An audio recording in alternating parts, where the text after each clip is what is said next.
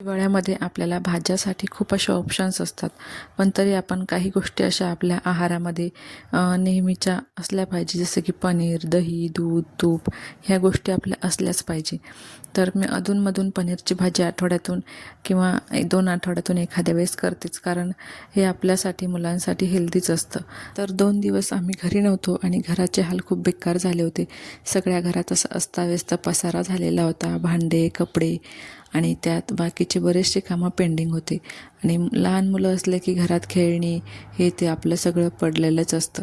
तर ते आवरत बसणं आणि सोबत रोजची कामं करणं हे खूप अवघड होऊन जातं.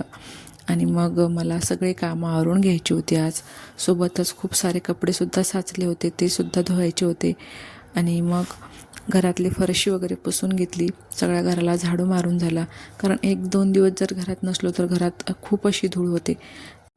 आणि मला आज आवरायचं होतं कपाट, कारण बऱ्याच दिवसापासून मी कपाट आवरलेलं नव्हतं.